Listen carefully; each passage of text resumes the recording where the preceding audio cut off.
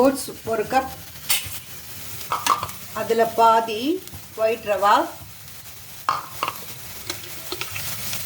தேவையான அளவு உப்பு, இது கரைக்கிறதுக்கு தேவையான தயிர், புளிப்பு இல்லாமல் இருக்கணும் தயிர்.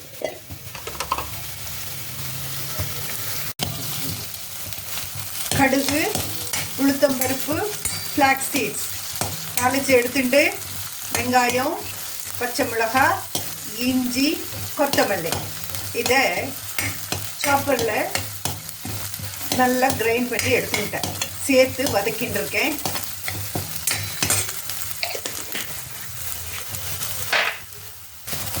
கொஞ்சம் கறிவேப்பிலையை ஆட் பண்ணிக்கிறேன்.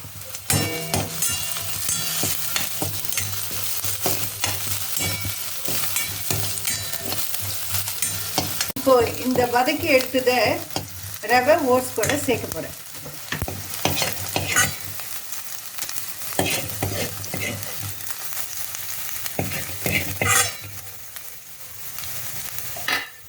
இந்த கடாயில் சாப்பரில் அரைச்சதில் கொஞ்சம் தண்ணி கட்டி வச்சுருக்கேன். அதையும் சேர்த்து மிக்ஸ் பண்ணிக்கிறேன்.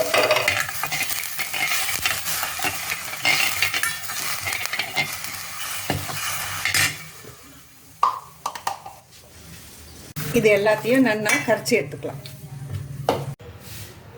ஊத்தப்பம் பதத்துக்கு கரைச்சி வச்சுருக்கேன்.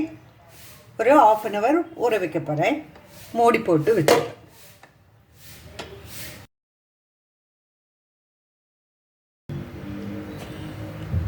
1/2 an hour ஆகிடுத்து. நல்லா ஊறி கெட்டி ஆகிடுது.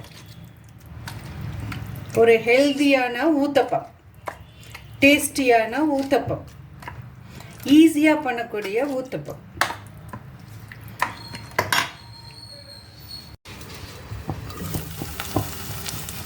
ஒரு பக்கம் நல்லா வந்துட்டு திருப்பி போடணும்.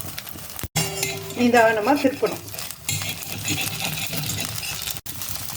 கடாயிலையும் குத்திருக்கேன், தோசைக்கல்லையும் குத்திருக்கேன்.